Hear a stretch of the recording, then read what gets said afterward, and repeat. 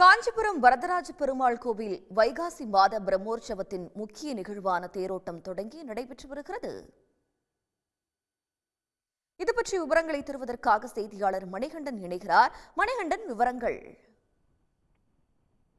கண்டிப்பாக 108 திவ்ய தேசங்களில் ஒன்றான உலக பிரசித்தி பெற்ற அத்திவரதர் கோவில் என அழைக்கப்படும் காஞ்சிபுரம் வரதராஜ பெருமாள் கோவிலில் வைகாசி பிரம்மோற்சவம் கடந்த 20ஆம் தேதி தொடங்கி நடைபெற்று வருகிறது. பிரம்மோற்சவத்தின் 7ஆம் நாளான இன்று முக்கிய உற்சவமான திருத்தேர் உற்சவமானது நடைபெற்று வருகிறது. திருத்தேர் உற்சவத்தை முன்னிட்டு அதிகாலையிலேயே வரதராஜ பெருமாளுக்கு சிறப்பு அபிஷேக ஆராதனைகள் செய்து திக்கு தாடை கொண்டை அணிந்து ஸ்ரீதேவி பூதேவி தாயாருடன் தடாரி மேலதாளங்கள் முழங்க கோயிலிலிருந்து ஊர்வலமாக கொண்டு வரப்பட்டு காஞ்சிபுரம் காந்தி சாலையில் உள்ள இந்த தேரடி பகுதியில் நிறுத்தி வைக்கப்பட்டுள்ள திருத்தேரில் எழுந்தருளி செய்தனர்.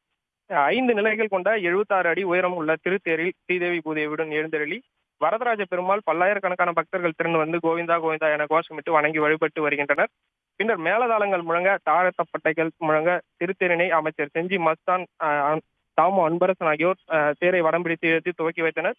திருத்தேர் உற்சவத்தை முன்னிட்டு காஞ்சிபுரம், திருவள்ளூர், செங்கல்பட்டு, வேலூர் உள்ளிட்ட பல்வேறு பகுதிகளைச் சேர்ந்த சுமார் 1500க்கும் மேற்பட்ட போலீசார் பாதுகாப்பு பணியில் ஈடுபடுத்தப்பட்டுள்ளனர். தங்கள் விவரங்களுக்கு நன்றி மணிகண்டன். உடனுக்குடன் செய்திகளை தெரிந்து கொள்ள சன் நியூஸ் பெல் ஐகானை கிளிக் பண்ணுங்க.